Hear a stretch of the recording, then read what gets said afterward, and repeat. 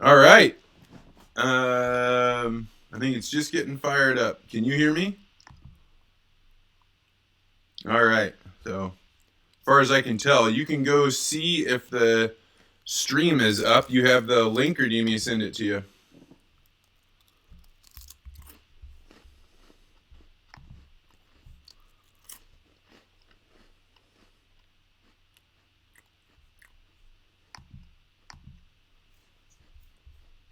Pull it up here. It just takes me a second.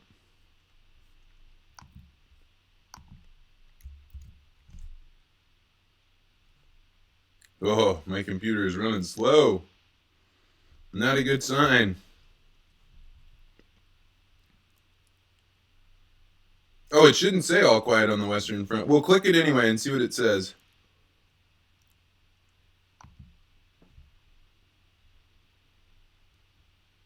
Oh, really? Okay.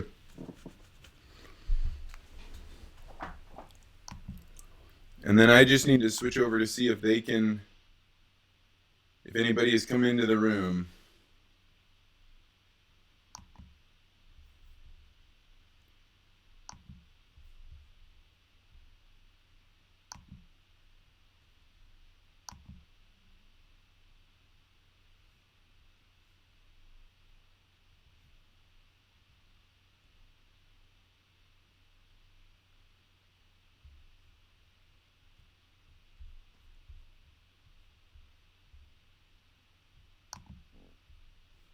All right. Well, that's the live. I don't see anybody in the chat.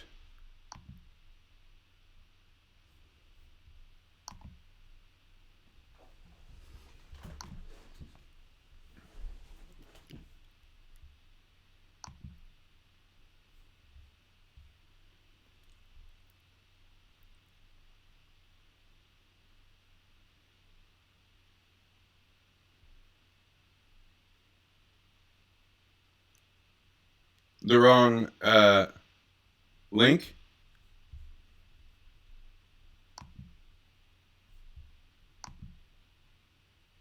I may be streaming to the wrong link.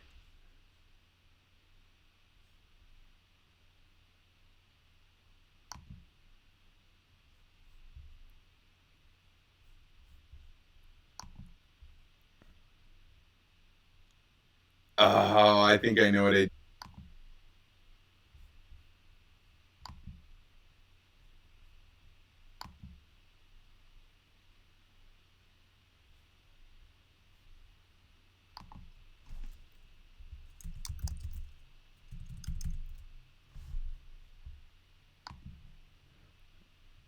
Yeah, this is all my fault. Okay.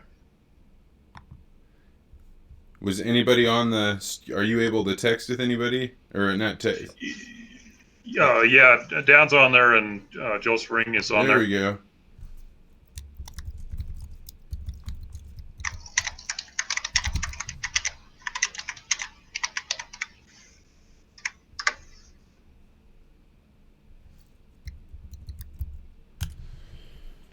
All right.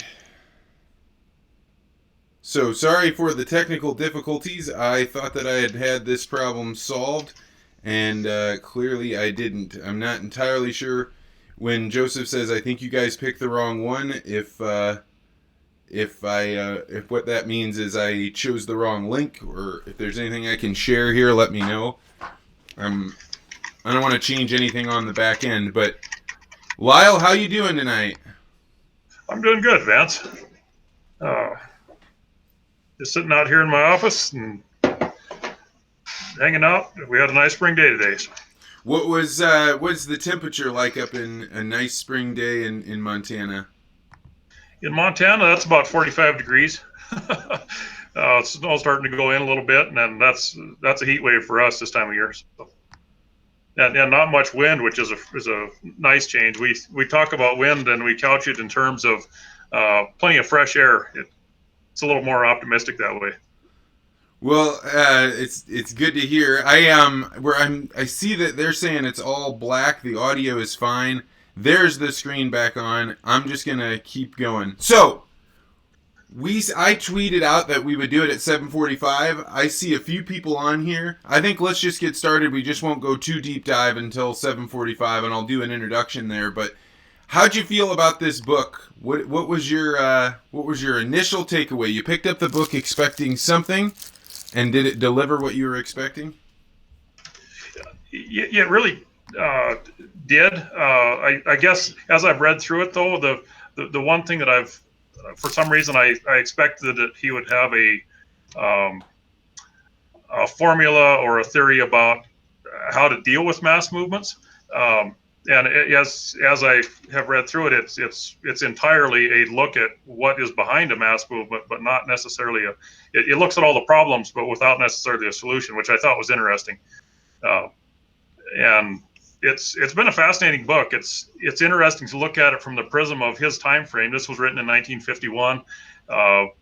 World War II had just finished. The Cold War was just beginning to start, and so we were seeing all these both the deaths and births of a variety of mass movements within his perspective, and that had to have just been a wild time in history as he lived through seeing the Nazi movement and the Japanese movement, both very significant movements, come alive in recent history, and then he was just seeing the Cold War start to heat up, and he was already seeing.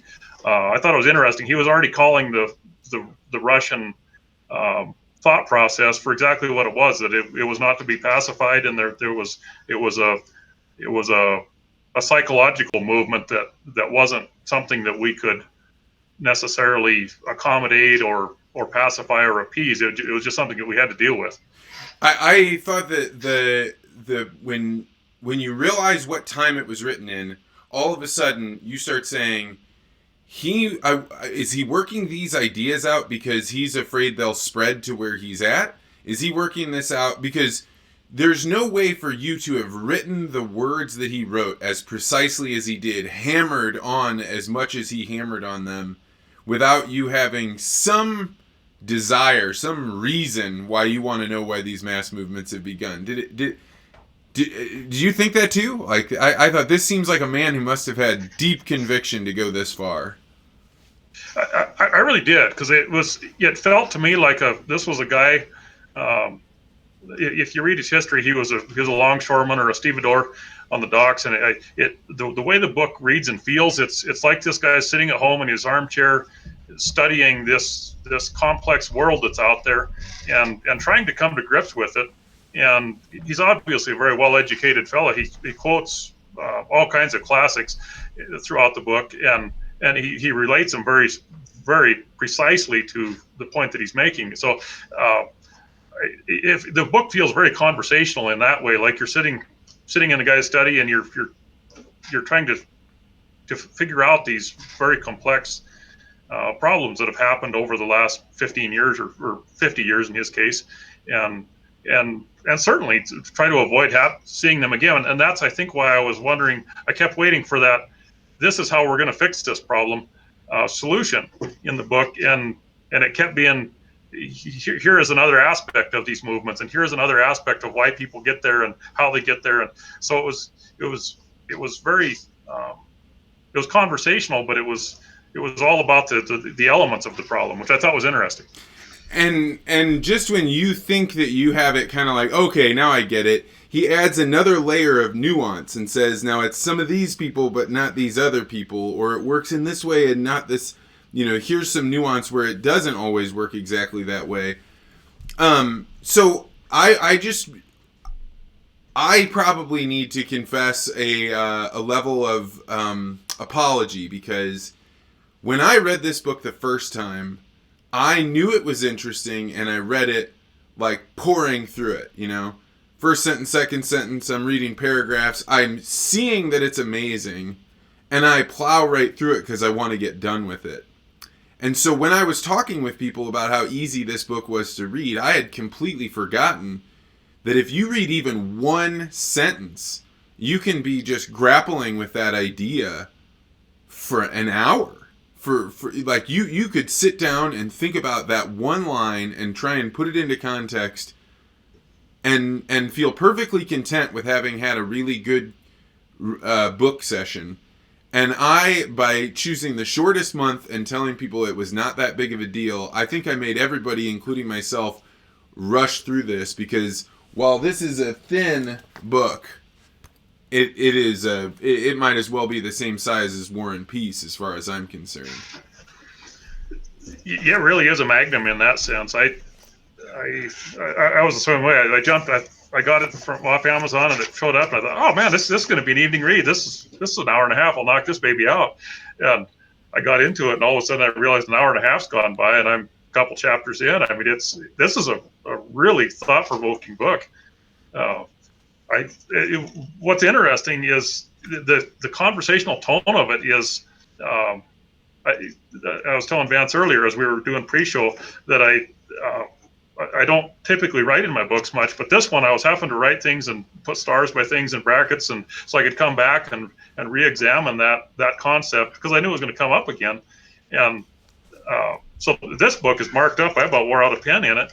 And what I thought was interesting is I would write a comment next to something, how it struck me, and then 2 paragraphs later, my comment would be, Eric had written this comment. So it was the flow of the ideas were such that I was kind of pre-anticipating some of the ideas, and I thought that was really interesting, because I don't often think ahead of a book like that, and for some reason this book was resonating with me in a way that I was pre-finding the ideas and where he was going with them. So we're going to go into it. I had messed my computer up, tweeted out that we would start at 7:45, so I'm going to do a quick just introduction for anybody that this is your first time here. But I see a lot of our friends, Joseph Ring, Dan Crowe, The Farmer's Life, that's Brian Scott. What's up, man? And I see Michael Ring is on as well. For anybody that's on that's not chatting, feel free to throw up a, hey, how are you?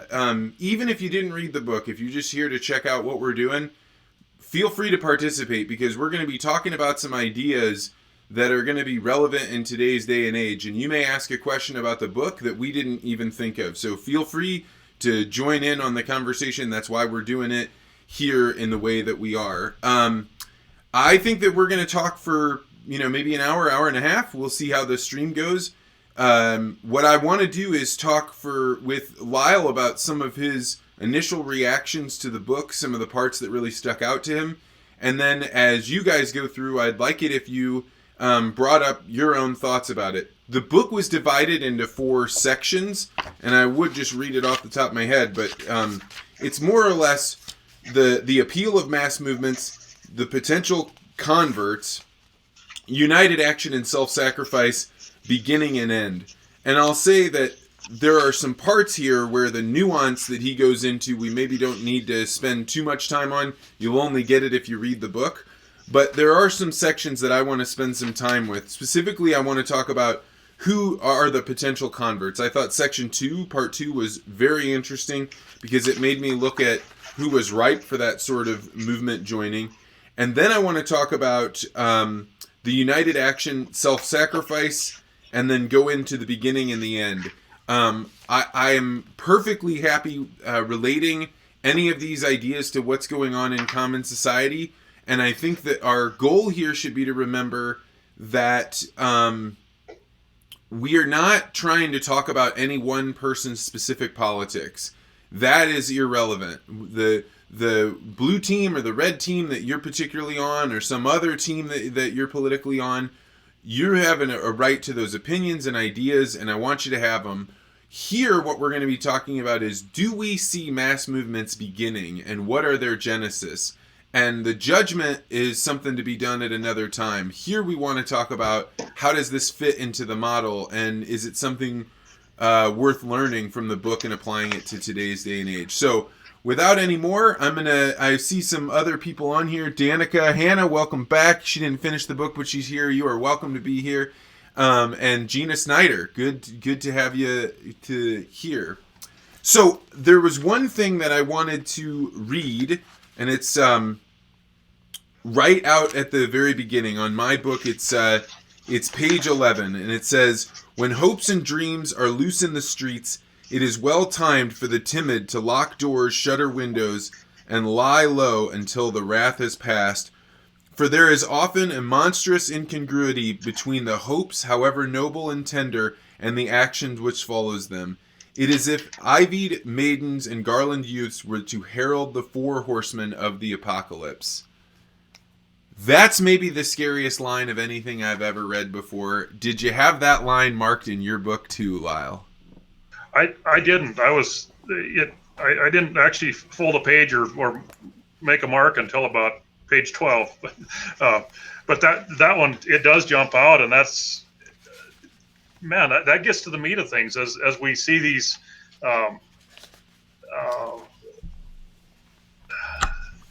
movements that may or may not be good movements, but they're narrow movements in a sense, that these people that are needing to the timid to lock their doors and shutter their windows and lie down or lie low. Clearly they're not part of that movement, and they stand to get run over by that movement. Probably whether they participate or not, but it certainly speaks to the inertia of these movements and the weight of the pendulum that swings through and displaces every previous thing that stands in the way of that movement. Yeah, I mean, to me, it's there's a screenwriter that I really like reading what she has to write, K.M. Wieland, and she talks about how the villains that we feel the most powerful in every story is not the villain that wakes up in the morning and is twirling their mustache because what they wanted to go do is something evil and terrible. It's the character in the book that thinks they're doing the right thing. They think they're pushing the envelope because no one else will, and they're going to do it where other people won't. And their perceived virtue goes too far, and it ends up being they're a crazy person or they're willing to do too much. And that's what I think these movements immediately run the risk of. And we all have that kind of intuitive sensation of, you get a bunch of young people going and excited about an idea and they think they can usher in utopia without thinking about the consequences.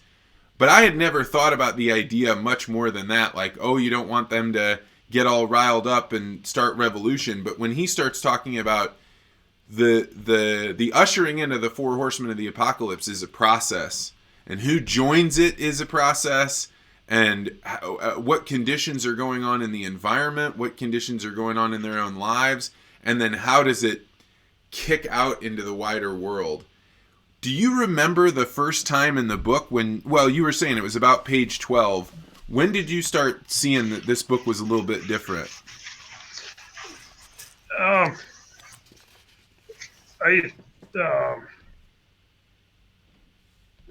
guess it would have been that second chapter. I just, all of a sudden I'm realizing this guy is really grappling with some major ideas and some major concepts, but he's doing it in a way that's it's conversational, and it's his subsections are really short. They're almost like a thought and then a thought and then a thought. I've got a star marked here on mine is page 14. There's section 8, 9, 10. It says a man is likely to mind his own business when it's worth minding. When it is not, he takes his mind off his own meaningless affairs by minding other people's business. And wow, this guy's he's really taking a nuanced view of how people get to where they're at. And your excerpt there of the how to say the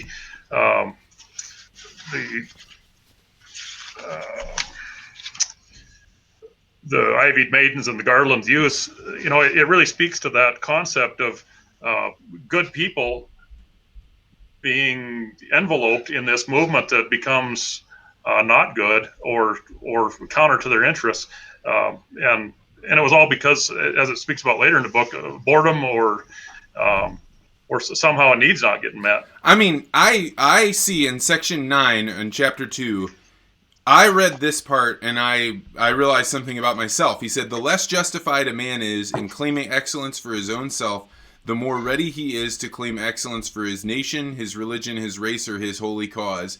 And when I think about the spirit I had going on in my mind, why I joined the U.S. Peace Corps, it's because I didn't feel like I was being successful. I didn't feel like I was doing anything that was good enough to mark of accomplishment. And so I thought, well, if I go join this thing, I wasn't really thinking about what I was going to be doing in the Peace Corps. Like, that was a back thought. But if I'm honest with myself, it's that I wanted their brand to tell everybody else that I was doing good. So kind of that group identity is what you felt you needed out of the Peace Corps to stamp on your own life. 100%. And so when I started to read the book, like, I could have been a member of a mass movement, and I started seeing what he was saying, particularly at the earlier times in my life when I'm young and I don't have anything I wasn't married. I didn't have much ideas of what was going to be successful. I could have been incredibly open to a mass movement had one crossed my path. I thought it was interesting. I marked somewhere in the book as he talked about people becoming attracted to these movements just out of sheer boredom. And so as I'm thinking about this time frame, and as we read the history of World War II, Pearl Harbor's attacked, and all of a sudden on Monday morning, the recruiting stations all over the U.S. are loaded with young men signing up to fight this battle. And it was interesting. I thought, wow, I've always wondered what drove that. Having lived through 9/11, when we didn't see that effect, we saw it was the same scale of attack, and yet we didn't see that same mass movement to go fight a war for the U.S. And so I got to wondering if, coming out of the 30s, where there was little employment and there was not much going on, if boredom was one of the things that drove these men all of a sudden to become vastly patriotic. And from our American perspective, that was a good patriotism and it was a good mass movement. But we went from a few tens of thousands of men under arms to 8 million in just a year and a half. How did that happen? I mean, and this book ties into that a little bit. That was a mass movement, and I've always wondered what made that difference. And yet, on September 11th, 2001, we had an attack that killed almost 3,000 Americans, and there was crickets at the recruiting booth the next day. I mean, there was an entirely different approach to this. And was it because we weren't bored and our economy was good and people were satisfied with their lives that they didn't need to go do something else? I know that by the time that happened, my perception of the military at that time was that was for other people. People like me that went to college, we didn't do the military, we fought in some other way. And I think that was the universal belief among people of my, race and where I grew up and my background. Like, I knew a few people that went on to the military, but they were from my hometown. None of the people from my college, decided they were going to join ROTC. So I see that Brian Scott actually said, at the end of chapter 1, finally they must be wholly ignorant of the difficulties involved in their vast undertaking. Experience is a handicap. Absolutely. If you had known, it's like that, if you'd known how hard this is going to be, you never would have started, but you only do it because you don't know what you're about to get into. Yeah, great line. And then they're making the comment that you and Dan both had the same minding your own business line. And I remember Dan and I drove up to see the Ring Brothers yesterday, and he even brought that line up that you did about minding one's business not minding one's business is a sign that you're not really all that contented with your own life. So let's keep... Oh, I know. There was a line in here when he kept relating this thing back to the Bible that had me just astounded, because I know these Bible stories, but I'd never thought about them in terms of these mass movements. And he says, a Saul turning into a Paul is neither a rarity nor a miracle. And that, for anybody that doesn't know, the apostle Paul that goes on to write, is he an apostle? He's not an apostle. The character Paul that ends up writing all these letters that are a fundamental part of the New Testament was actually a tax collector named Saul that was considered to be a tyrant. And he was, a terrible person. People didn't like him. He was struck off of his mule or whatever it was and became a convert to God. And suddenly he's like the convert. And I just found it really interesting that Eric Hoffer made that connection, that a Saul turning into a Paul is neither a rarity nor a miracle, that in other traditions, the true believer is always going to have somebody saying, I was going this way in my life, and I got struck by lightning, and now I'm headed on the new path. It was really striking to me that particular quote jumped out at me, and then several of his other references to Christianity and how Christianity has these elements of a mass movement, and it frankly, as a Christian, it was disturbing to see that connection being made. You tend to think of mass movements as this bad thing, and then you look at your own faith and your own religion, and Christianity has this massive variety of what it is, but it's still a mass movement in that sense. And so it really struck me that there's these elements of it applies equally on either I'll say the good or the bad side of a mass movement. These things are all in play, and we really need to examine our own selves and make sure that the reasons that we're involved in what we are legitimate and valid reasons, and that they match our morals, and that the reasons that we joined, or the reason that we believe or advocate or whatever it is are still valid today in the same way that they were valid when we joined, or when we began believing, or when we however you're looking at it. We need to make sure that we're doing the right things today as we were yesterday. Yeah, I mean, I would not have thought of that, but were you at any time a zealot over something? Somebody that came into a new way of thinking and then became like a proselytizer, or somebody that went around and really hammered that everybody need to pay as much of attention to it as you did? I wouldn't be honest if I said I hadn't. I think everybody has something in their life that is something that they care about that really other people do, and we pursue that to varying degrees. In my own life, I pick out a couple of things that are important to me, and those are things that I talk about. Those are things that I don't know that I'm necessarily an evangelist for them, but they are important to me, and I do beat those drums harder than anything else. So yeah, it jumps out, and it really makes me think. In my position of leadership within the farm and egg industry, it made me re-examine how I'm positioning the things I talk about, because at some level the ag industry is it's a mass movement of its own, and it has its own prerogatives and its own things, and so it's always good to come back and look at why you're doing what you're doing, and making sure that what you're doing and the way that you're leading people is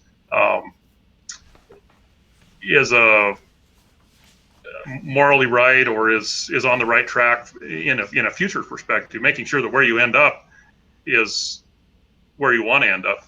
Yeah, I listened to some commentaries today while I was driving about the book, and something I had not thought of was the Industrial Revolution was a mass movement. And it was actually not even just a mass movement among the poor or the middle class. It was actually the elites that had this idea. It burned through them. They got it going, and they got excited about it. They reinforced it. They pushed out people that didn't think this way.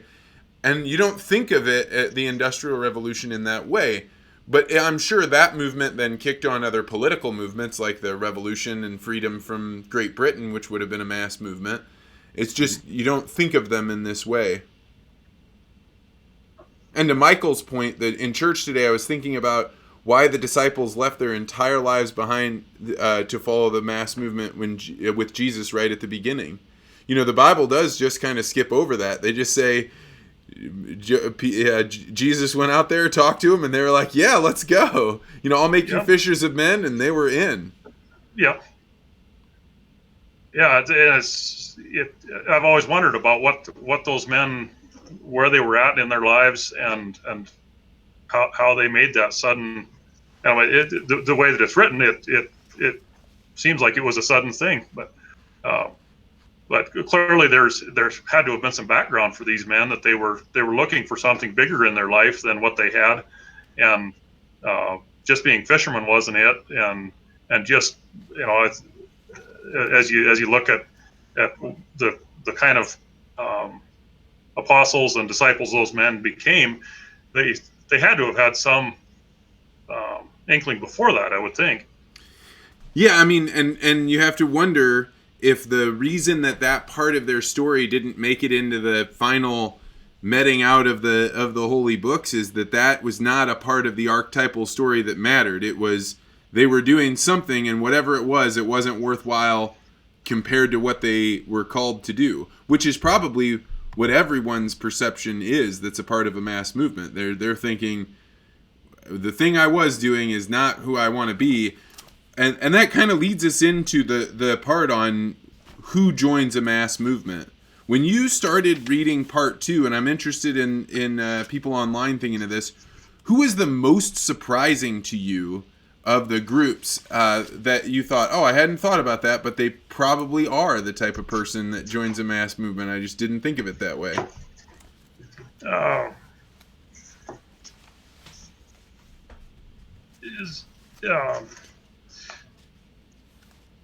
So, yeah, I guess it looks at the poor and the misfits, the outcasts, the minorities, the adolescent youth, the ambitious, those facing insurmountable obstacles or unlimited opportunities, those in the grip of some vice or obsession, the impotent in body or mind, the inordinately selfish, the bored, or the sinners. I guess I could see each one of those having an appeal to it, but there wasn't any really one of them that jumped out at me. But because you could see each one of those having an angle that it would appeal, that they would need something more or different in their life than what they had. The misfits and the outcasts. There's always that oddball loner that if they don't march to the beat of their own drum, they jump into something to try to fit in, and so you can see that piece of it. I think the minorities jumped out at me a little bit as being a one that surprised me as being part of a mass movement, just because I don't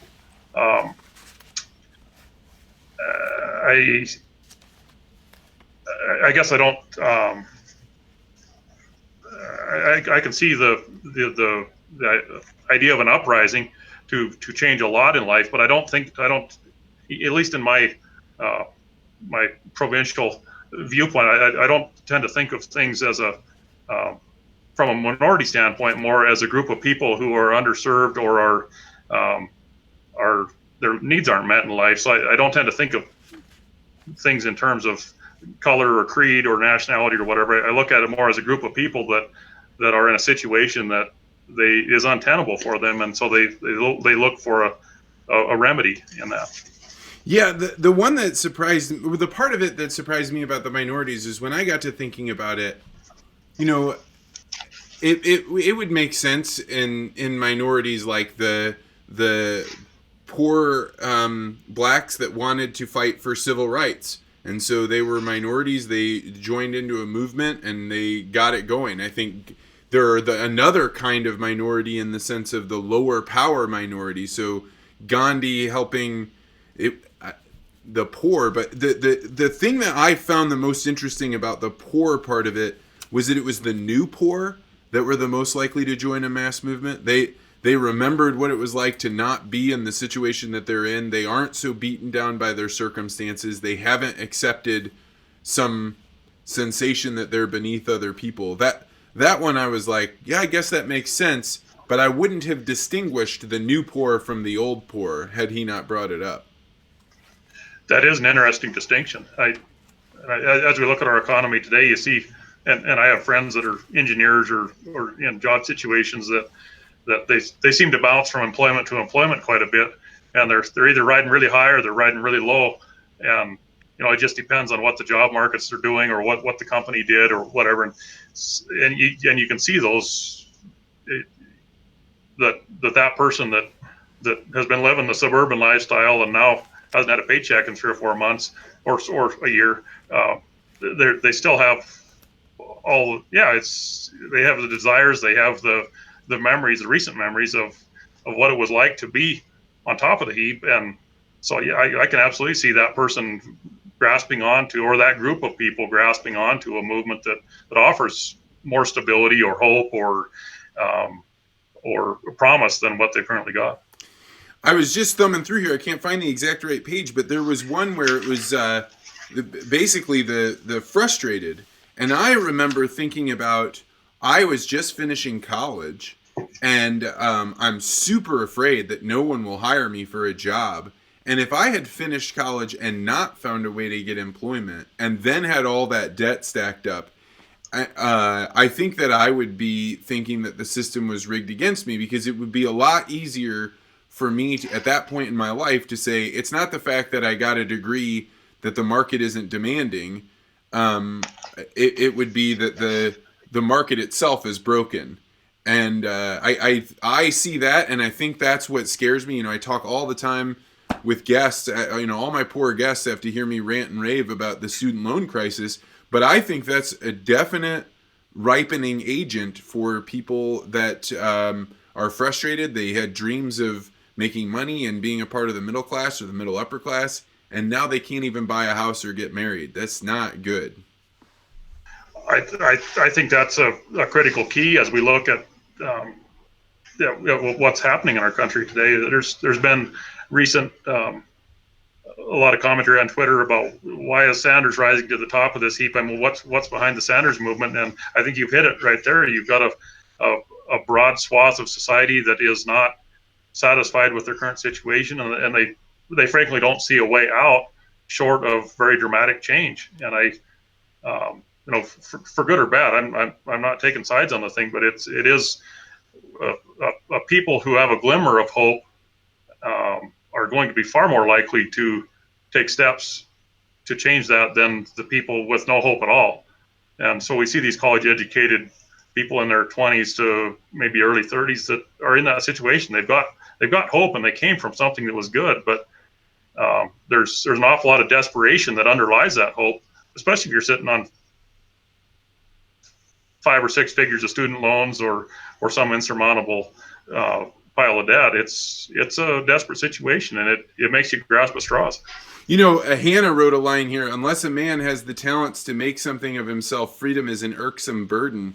And I think about, there's a really great lecture by Jordan Peterson where he talks about the Bell distribution of intelligence, and what happens as you have people as computers get better and better and being able to do tasks that used to be done by people that they weren't necessarily very intelligent, but their human labor had more value by moving cogs around or fitting together some pieces, and they were okay with doing factory work. It was good work for them. It matched what they were doing. When you kick out those people and the market's not ready to integrate them back into their lives, now freedom isn't a beautiful thing. It would be a lot better if somebody was taking care of you. And even if you don't think that when you're an employee, sometimes when you're out and you're flailing around, all of a sudden a mass movement can seem really appealing.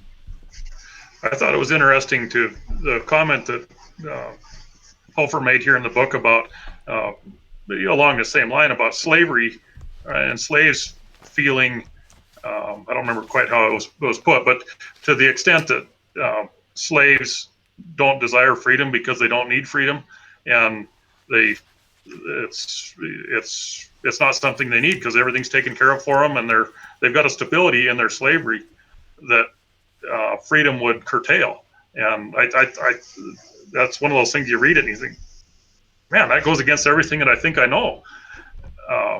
You think about the American South of the mid 1850s. and start applying that to that. And I'll be the last one that will argue that slavery is a good thing, and yet it's interesting to take that concept of there being a certain degree of mental freedom in slavery. That's what a mind bender. Well, I mean, I think that you could take it in remove the context that we have of slavery in the U.S. and think of slavery in terms of somebody making the exchange for their labor for something that they really don't like doing, don't want to do, they're not even that good at, but they do it every day in exchange for enough food to be able to feed their family and do that. There's a difference between that and somebody forcing you to do work. But the same mindset goes on because people and actually maybe even a more broken mindset goes on with the employee because he is willingly taking that exchange for the money for the job that they hate. So I see here that Farmer's Life, I couldn't get on board with his idea that new slaves and nearly free slaves had hope and frustration being so close to either side of freedom that then the middle group was okay as slaves. I agree. This slavery idea was really tough for me in the same way that it sounds like it was for Ben. We join a mass movement to escape individual responsibility. Freedom to make something of yourself implies a burden to succeed in that. Yes. Yep. And I think a lot of people, when they're not succeeding, they definitely feel that.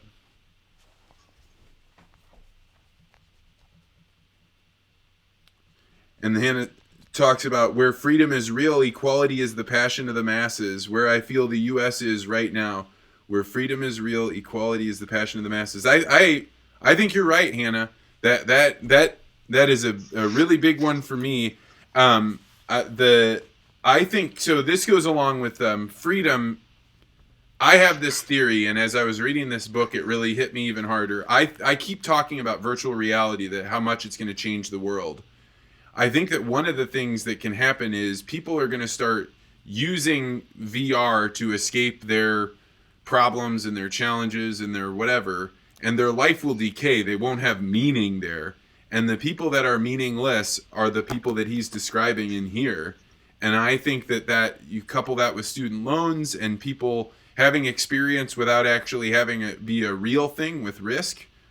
I think there's going to be real challenges with that. But it may be me seeing patterns in the tea leaves where they aren't there. Does that frighten you at all?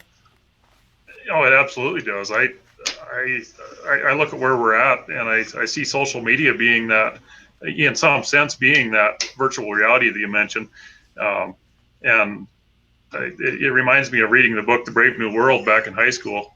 There's the world has gotten so good that they now have to specialize people, and so you got the alphas and the omegas and I don't remember how far it goes down, but you have the people that are the high society and the people that are just garbage collectors, and they've been, we'll say, genetically engineered to be just the service people of the trade, and yet the entire society functions on, I'm gonna have to think back, I think it was called something like Soma or Sonoma. It's basically a replacement for alcohol that is a mind-numbing drug for these people because none of them can handle their reality, and that jumps out at me. And so there's those very few people in the Brave New World that can see beyond that and want out of that world. But it's very difficult to get away from it because the mass is in this, has coalesced around this Brave New World. I could stay on this part probably the whole time. This is the part that I've always talked about when I've talked about with other people about, who joins a mass movement. It's not the most poor.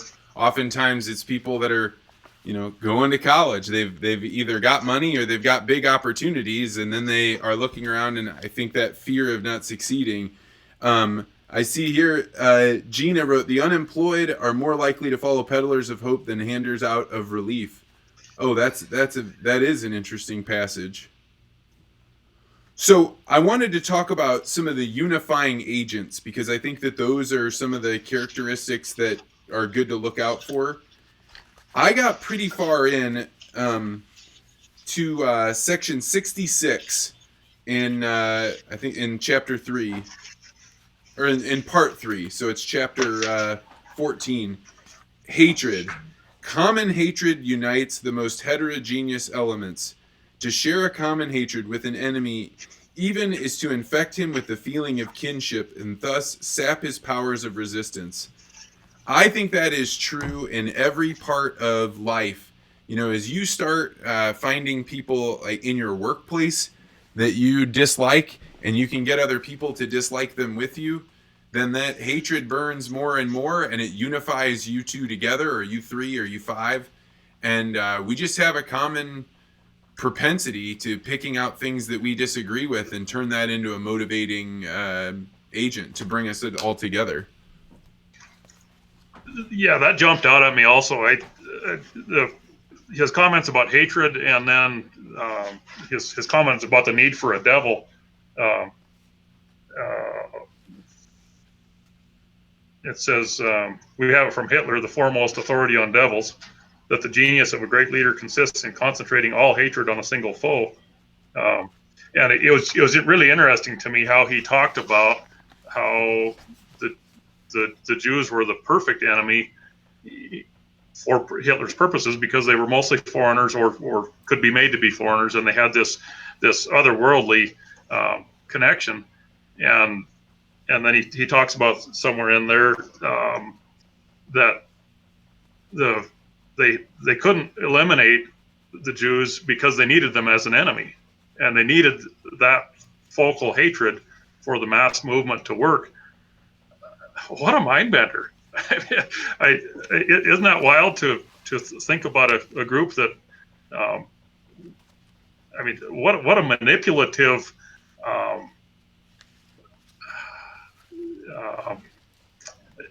They're trying to kill an entire race of people on one hand, or creed of people, and yet they need those people there to fuel the movement that they've created, that's based around eliminating these people. I mean, what a mind bender that is.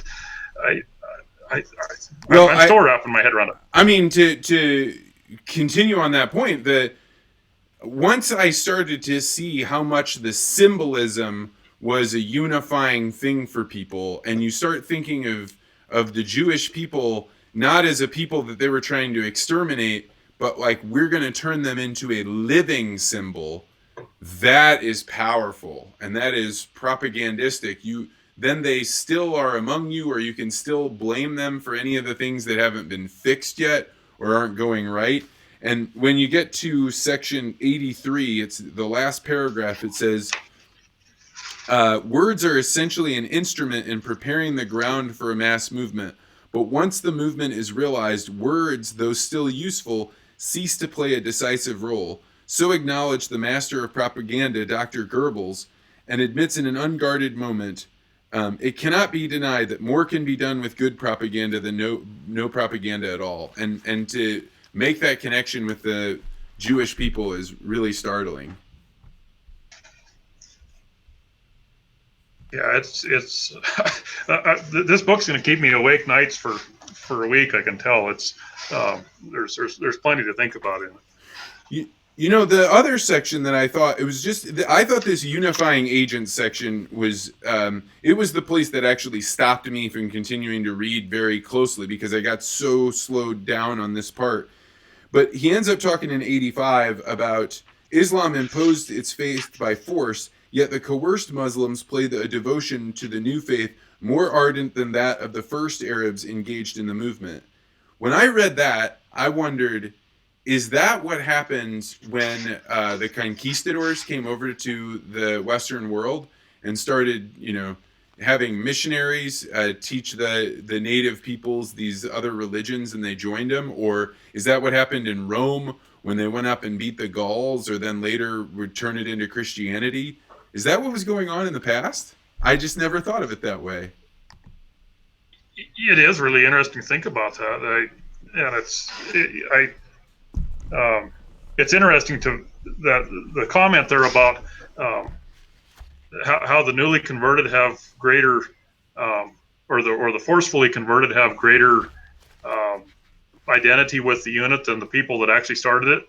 That's quite a concept too. I just can't quite imagine that I mean, it intuitively that doesn't make sense. You'd think that if you're forced into something at the point of a gun or a club, that you wouldn't have great conviction in that thing. But I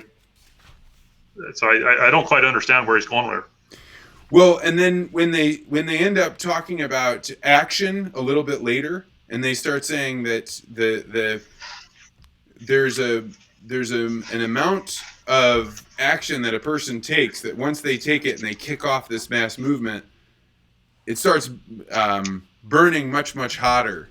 And that really struck me, because that when you were talking about things frightening you just a little bit ago, that's the thing. Do we always have to be on guard for that, or are there going to be enough signals of these various things that we're pointing out that we'll be like, is the mass movement tomorrow, or are we able to see far enough out ahead, a week, a month, a year from when this happens or kicks off? I've thought about that a lot. It seemed like it's just as we look back at these mass movements that he talks about, you look at the 1930s in Hitler's Germany, you look at the Italian fascists, you look at the Japanese movements, and you try to figure out, why didn't somebody see that? Why didn't somebody slow that down or stop that? Or, they were living in that moment. And, in our day, I'm certain that we're in the midst of one or several mass movements that are at some pace of development. And so I'm trying to tie what we do today to 1930s Europe. And I honestly don't know how you change that momentum or that pendulum, because you can see all the things lining up in the U.S. on both sides of our political spectrum. We've got these movements on both the right and the left that have all the elements that this book talks about in them. I mean, you can just check the box one after the other, and they're all there. And so we've got these two competing mass movements, as I see it, and yet it's like watching a train wreck, where it's slow motion. There's nothing we can do to stop it, because you've got this. Are you talking like the conservative versus liberal mass movements? Like, how would you describe what mass movements you see brewing? Oh, absolutely. As you look at the right, you've got we'll say the Trumpian movement, and it's got this charismatic leader, and it's got these people that are getting on board, and they see hope, they see progress, they see their destinies tied to this man, and you see facts start to become really irrelevant as you look at the big picture of that movement. And then you look over at the left, and you see the exact same thing happening. You see, this charismatic leader, and you see these people that are looking for a new sense of hope, a new direction. They feel let down by where they're at currently in life, and so they're looking for this positive change, and they're seeing that in this leader on the other side. So you have these two parallel movements that are largely fueled by this exact same things,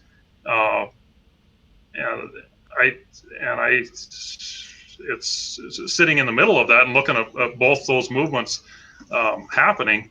It's worrisome, because they have reached that. It feels like they've both reached that level where facts don't matter, and it's become, the movement itself has become the fuel for the movement.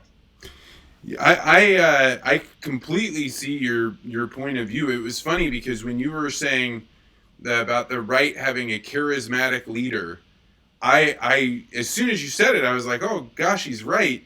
But I'd never really thought about it in terms of, if you were a historian 40, 50 years from now, maybe 100 years from now, and you're trying to explain who is Donald Trump to people that have no understanding of it at all, you would describe him as charismatic. And I mean, people that have gone to his rallies talk about how much energy there is in the room, and you're exactly right. And I think the left also is, and they're interesting because they're choosing their charismatic leader right now. Like they're open to a mass movement. They're hoping that someone will come in that will be able to unite them. Some people might say, it's Bernie Sanders or Elizabeth Warren, but like, it's funny, we actually, our democratic system sets us up to create this sort of demagoguery, so that people can rally around so that their blue team or red team can win. It is, and it's an interesting thing because it's our system has always been set up this way, and yet this feels different somehow to me. Having grown up in the 80s and 90s and watching the different strengths ebb and flow across the two sides of the aisle, this feels different to me in the sense that in the 80s and 90s, and maybe even early in this century, it was more red, white, and blue, and no matter which side of the spectrum you were on, it was still about America. And now we see it being all about the team, the red team or the blue team, and it's the nation and the people of the nation seem to have fallen out of the focus of those two sides. So which I think ties us into this mass movement thing, and we've got these two divergent mass movements that are pulling in separate directions. There's a lot of things in this book that jump out at me as being present in today's world. Well, one of the thoughts that I've had, and this is why I was kind of sheepish after I reread this for a second time after the first time, is that when I read it the first time, all the way from when because I read it right before I went to the Peace Corps, and then all the way from that time until now, I've always thought, well, the thing is, we have a really good, strong military in the U.S., and they would, settle things out. Like, there's somebody in control here. And then when he starts talking about how people that are in the military are a part of a mass movement, and they have instantiated their mass movement using symbols, and he talks about, using the idea of hustle. He said one of the ways that you can get people going in a mass movement to take action is that they have to hustle. There's no time. Go, go, go, go, go. So they can't resist it. You think about how boot camp is set up. Those people show up and the drill sergeants are yelling at them, go, go, go, go, go. They don't have time to wonder, should I be calling this person sir or not? They say, what makes the yelling stop? What makes the urgency stop? Compliance. And then that compliance becomes fraternity. And you need that in order to have a protection. But when you start thinking about, like, oh, the people that I've always expected would level this thing out, they are themselves a part of a mass movement, of which I am not a part of. Yeah, it's like being stuck in a tornado. It's just going to keep spinning until it burns itself out. There was an interesting thing that jumped out at me in section 58. Talking about the official history of the Communist Party, it says the power of the Marxist-Leninist theory lies in the fact that it enables the party to find the right orientation in any situation, to understand the interconnection of current events, to foresee their course, and to perceive not only how and in what direction they are developing in the present, but how and in what direction they are bound to develop in the future. Viewed from a propaganda standpoint, that is a brilliant mission statement, because the party they're foretelling the future, and they're saying that no matter what happens, we're going to be right about the future. So talk about building fuel for your mass movement. They have set up in their core documents that they cannot be wrong, and that even if they're wrong, they're still right because they foretold that was what was going to be the. I mean, it's just so much brilliant. It's brilliant. So this brings me to a deep opinion question. I'm very interested to see what the comments think. When the people are putting this stuff together to make this mass movement happen, do they know what they are doing? Right? Like, how is it that these things can happen in these patterns over and over again? And he can point that out about how the Stalinists did this, but other mass movements will do it as well. Do the people, is this manifesting some unconsciousness, or is this people know what they're doing and they choose to do this as an act of, I don't know, something? Yeah, the communist one's an interesting one to untangle, because as you see, if you follow the history of the Stalin era, there was so many missteps in that mass movement. I mean, every time they did something, it was wrong, and every time they did something, it was expensive, either in lives or in property or both. And yet, because of that foundational statement that they made in their original documents, that was the right thing, that was the correct action, and so they built this movement that the people, as long as they continued to believe in it, could do no wrong, regardless of the tens of millions, hundreds of millions of people that were murdered essentially by the movement. That the movement still viewed that as the right thing, and it talks several places in there about in this book about how the communist system feeds itself, and it just can't burn itself out because it's made its own prophecies.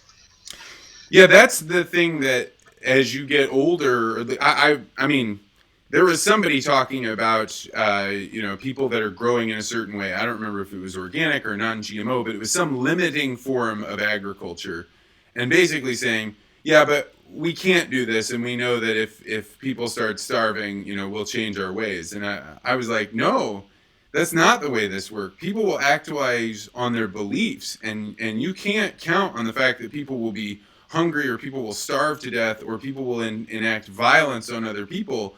You can't just imagine that won't happen. We have not become enlightened in some way that keeps us above the fact that we'll allow mistakes, not just to kill the other guy, but to kill us too.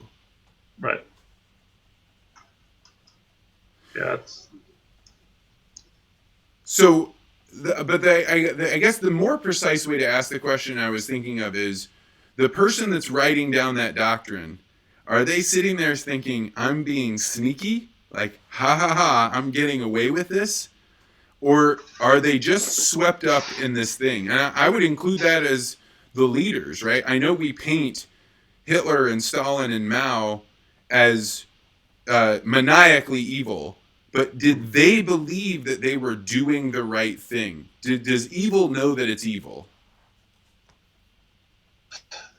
You're getting pretty deep for a Sunday night here, Vance. As you read some of these histories, I think that they honestly believe that they are doing the right thing, and that this is the good, the better good for the better people, and it's. Do they realize that? I mean, it's interesting. We talked earlier about the hatred element of this, and these people understand that they need hatred, so that there's this acknowledgement of right and wrong, good versus evil there, and yet they believe within their moral structure that evil or that hatred is justified to achieve the good that they're trying to, or the good that they perceive to be important to the people or the culture, right? Well, I mean, what I wonder is, think about the parent that has a child and they're busy and they're not paying that much attention to the kid, and they learn really fast that if I yell at my kid, if I shout at him, I don't want to do it all the time, but it does get the child to pay attention and stop making noise or making a mess or do whatever. And so the next time, even though the first time it was a little hard to shout at them, but you do it again, and then you keep doing it, and you realize, if I keep using tyranny and I just keep turning it up more and more, I have to do less and less work. And they're not trying to terrorize their child. They just get caught up in a cycle that reinforces, hey, when I do this thing, I get the thing that I want.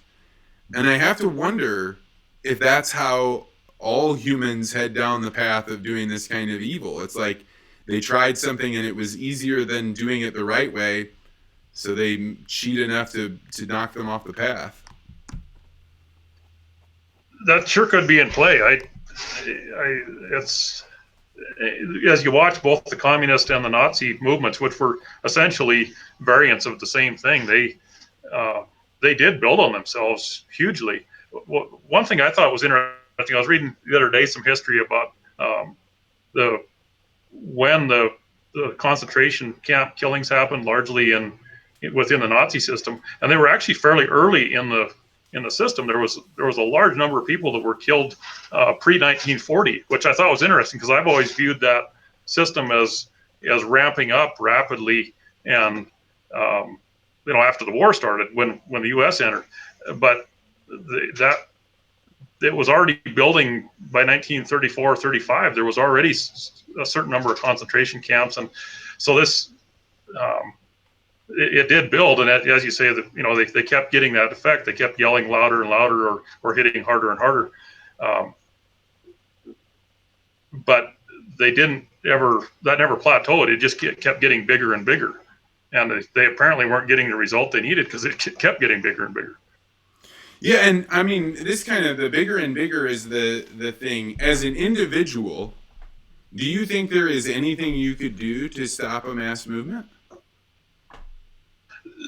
That's the exact question that I was asking as I read this book. Is where is this answer? Is Hoffer going to provide this answer? And I think the correct answer to your question is, can you stop an avalanche? I think the same things are in play. You've got this massive inertia that starts small at the top of a hill, and it's going to go until it burns itself out and runs out of energy at the bottom of the hill. But one man or one small group can't stand in front of that avalanche and stop it. It has a life cycle, and it's going to have to burn itself out. The only, I mean, like, it's the weird factor of life, right? Like, I have had to come to a realization that you don't go out and save the world. Like, that was genuinely something that I was trying to do. And if you had asked me something as simple as, what does the world need saving from? I could only have listed off a bunch of things I'd heard were wrong, but I would not have been able to say, what is the solution to any one of these things other than, I think that guy ought to change. Those people ought to do something different. And as I think about getting older, one of the most important things is learning that the only way you can make the world better is if you solve problems. You actually build something that makes some difference, because you can't get anybody else to do anything they don't want to do. I think you have to look at it as a building block thing. One of the things that's always intrigued me is how mankind has built better machines. And so you look at something as simple as a machine lathe, and then you look at a great big one like Boeing would use, or Pratt and Whitney would use to make jet engines or something, or a large ship component. It took a bunch of small pieces in order to build that big piece, and it took small precision pieces to build those big pieces. And that big piece was not built by something bigger than it was. It was built by a bunch of smaller things than it was.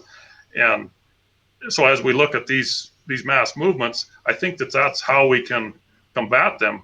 It won't be individually, but it will be a group of individuals building together, working together to create that synergy that ultimately occludes the movement itself, or builds the bigger thing that's bigger than the mass movement. I don't know if we've talked about this before. Have you watched much Jordan Peterson? I haven't. So he's a clinical psychologist from the University of Toronto, and I got a chance to meet him as I helped set up an event between the American Farm Bureau and him. Monsanto sponsored it, and he stood up and talked about, what do you do to push back on mass movements? And one of the things he said, and it haunts me, it really does. He said, you can't wait for, if somebody comes by your house and knocks on your door and is a bully, do you push back on them and say, like, no, I'm going to stop this? Or do you wait and let them come back a month later or a year later after they've gotten bigger and stronger, and then they come back and want to bully you? No. And so what do you do there? Well, you learn to speak up in the smallest of situations so that way it dissipates the energy around that. So other people that like I see Farmer's Life, if evil says for you to jump on board this train or else what do? You are trying to empower other people to also stop the movement, because that's what you have to do. And it's only by you standing up can you expect that anybody else will. But to stand up first means you could be the first one gone. Yeah. It's interesting to look at Europe from the context of the partisans that did stand up and did fight in small unit actions and in very isolated groups. And many of them ended up on the gallows or shot in the course of the war. But those individual people kept themselves out of the camps by doing that. And they were able to, in a sense, determine their own destiny. And they, collectively, they ended up, along with Allied help, stopping that mass movement. If they hadn't done that, would that mass movement have stopped? Probably, but those people could have that, or the spirit of those people has that, has the pride that they did stand up and they did saddle up and try to do something to stop this evil that was in their presence, and they did push back on the bully, and some of them survived it and some of them didn't. But it's they absolutely reached out to save their own destiny. It's interesting to think about how a society thinks about how they tell them the stories, the family stories of our nation, about who are the right people to stand up to the bad things, and who our heroes are informs who do we want ourselves to be, like who will we respect. And I guess that is a good thing. I'm going to be more mindful of stories of people that stood up to either tyranny or to movements beginning, because that's an interesting thing to learn from. I would never want to be faced with that, but I'll tell you, I'd much rather have an understanding of what's going on if I have to face it than not. Absolutely. So I seen some people talk about how they wondered how Hoffer would feel about social media. Social media offers this potential to speed up bringing people together from great distances, but could also slow down by having so many things to concern themselves with. It's easier to be distracted. Yeah, I mean, it is funny to think, is Twitter driving this energy for people to be a part of mass movements, or is it some sort of catharsis because they get to get on there and yell and be angry and well, we'll see you, Hannah. Thanks for jumping on. You got to ask yourself, like, which is it? Is it making it better? Or is it making it worse? There's probably a duality there. I see a lot of talking on Twitter, and I've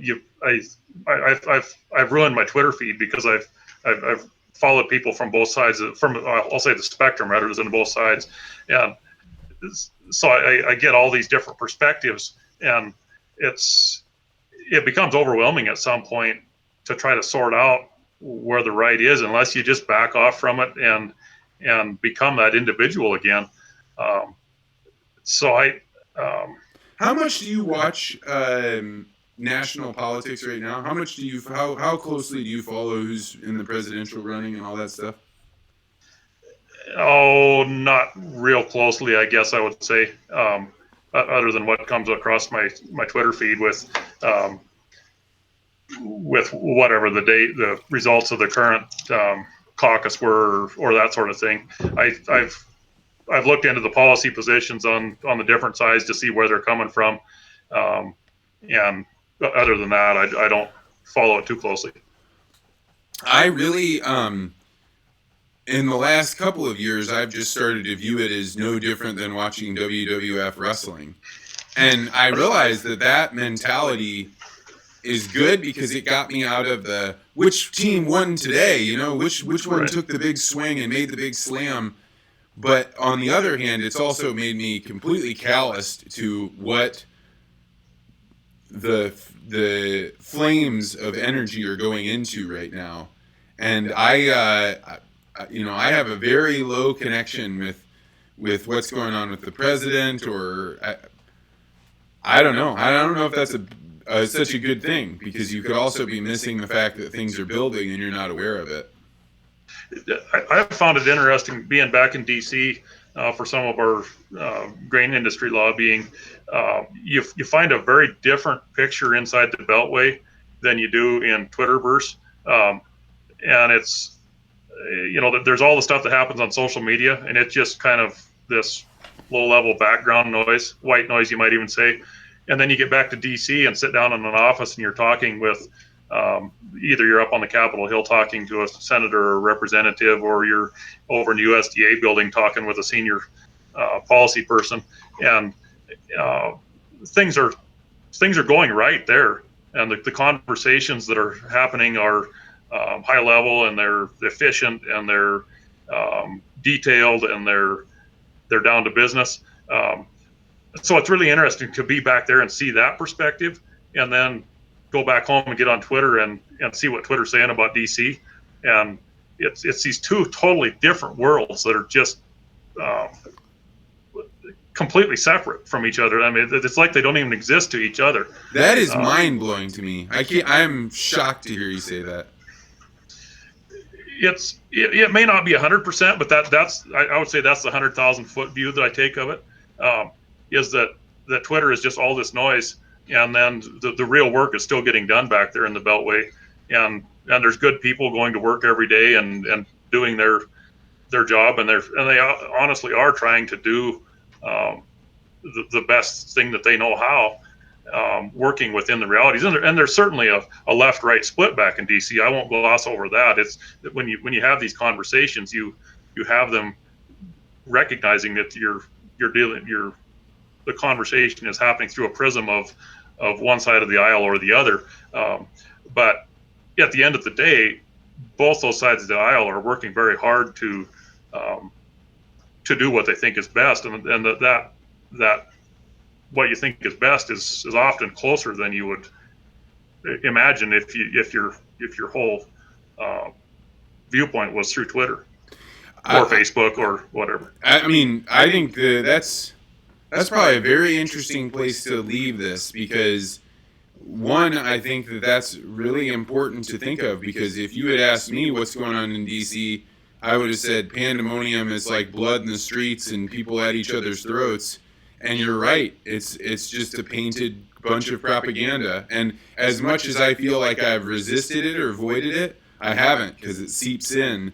And so it's a game even driving my own attention. And reality on that ground is not right. And their reality of their imagination of what is going on outside in the countryside, outside of the capital city, is probably pretty off as well. I would really love to get the perspective of some of these DC travelers, because they go home every weekend or every other weekend, and if you look up at first class, they're up there flying home. So it would really be interesting to me to have that beer and pretzels conversation with some of these guys to see what they feel like when they come back to their district and talk to the people on the ground compared to what they see in DC. Is there a reality there of all this anger and confusion and consternation, or is it the same thing that we see in DC, where it's just American Main Street that is really wanting to do what's good for the city, the state, and the country, and ultimately the people? Or, I mean, what does that look like to a senator or representative that's making that trip home every other weekend? So let's leave it there. We can always have the comments. The thing that I want to do with the last few minutes is that I really struggled with the book this month, because I had a plan, and then I got through this part of the book where I was like, a nonfiction book is good, but I also like the experience of a fiction book, because we can talk about what part are we in, what all is going on. This one was like a mental drop, like a brick on us, which I think is fine. We should have these kind of books in the book club. But I thought, let's do a fiction book. Let's make sure it's old. It doesn't have to be super old. It doesn't have to be Dante's Inferno old. And let's do one that's thinking about the self, right? We did the Dante's Inferno, which was kind of religion and what are you doing, your actions in the world. We did All Quiet on the Western Front, which is seeing the real impacts of war and what other people are doing and the people in charge. Then mass movements. I think that we should think about the individual and kind of what's going on in the psyche. And my wife actually pointed out that the interview that I did with Ann Stiles, the woman that was the professor at SLU that teaches literature. If you've not listened to it, it's one of my early ones, probably in the first 15 or so. I don't remember it, but she talked about some books that were deeply about the individual self or what's going on, and they revolved around fear. So I want to throw out 3 choices, and then I'd interested, Lyle, if you've got a choice between those 3. And then anybody on the chat, just throw in a vote. Let me know. Just throw in with one word what you like. So the 3 choices, and they come from the interview that Ann did, was we could do Dracula, which I think is a fear of the outsider or invaders and coming towards us. We can do Dr. Jekyll and Mr. Hyde, which is kind of this inner soul or that wants to have wild experiences. Or we can talk about Frankenstein, which I think at its heart is not that it's an evil monster, but actually it's completely misunderstood. So we've got those 3 options: Dracula, Dr. Jekyll and Mr. Hyde, or Frankenstein. And so why don't you? What's your thought there? Do you have any preference between any of those 3? I'm interested in Frankenstein. I think the misunderstood spirit or the misunderstood soul would be a very interesting one to explore this next month. All right. I am right now, the book that I've been interlacing, as people throw their votes on live chat, we'll hold it open for about 4 minutes or so. But in between reading this book, I started reading Carl Jung's The Undiscovered Self, which I had been afraid to read that book because I had heard people talk about Jung as being this brilliant master. And his words are as dense as the book in The True Believer. So if you could read any part of this, you're capable of reading Jung. But it is deep and really hits on some ideas about myself and my own unconscious mind that I think are really good. So in addition to whatever books people are reading for fiction, if you're wondering what else I'm reading, that is a mind bender. What was the title again on that one? The Undiscovered Self by Carl Jung, and that's spelled Jung. And actually, the podcast I have coming up on Wednesday is with a guy named Ben Anderson. He's the guy that drove me to Kansas City for a speech I went out to give. And Ben and I talk all about Carl Jung and the Undiscovered Self. So there's more on that. I'm waiting in to see. So Dan throws in one for Jekyll and Hyde. That's probably because Dan, growing up, he's my brother, had the Hyde, or Dr. Jekyll going out and partying and having a good time, but also a studious accountant. Brian, which one have you read? You say I see you've said you've read 2 of them. Which one haven't you read then? Yeah. Yeah.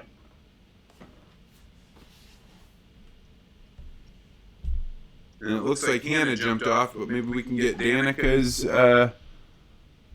idea on here too. And Gina, if you're still on. There's such a lag here, so we'll let them do about 2 more minutes. Okay. Looks like the Ring brothers might still be on too. Have you read any of them? I haven't read any of the 3. I'm familiar with the broad concept of them, but I'm interested to read them now. These are great suggestions. I mean, it's funny because I was sitting there with Ann Stiles during the interview, and I think of myself as like, I read quite a bit. And I was like, I haven't read any of those books, and they're clearly classics that people know about. I know my bookshelf has a massive hole in it of all the books that I would love to get or love to read, and I haven't had time yet. My literature knowledge is largely limited by time. Dr. Jekyll and Hyde or Frankenstein? So it looks like Michael wanted 2 votes.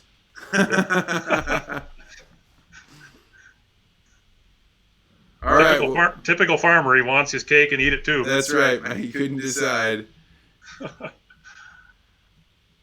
So, all right. This has gotten way confusing. Everybody couldn't just write down one.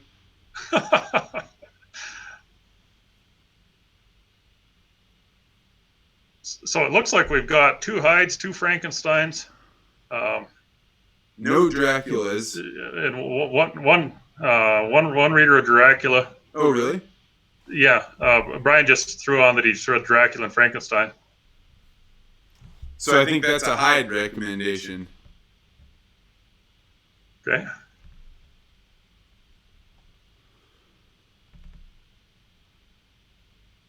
Well, there's looks like 3.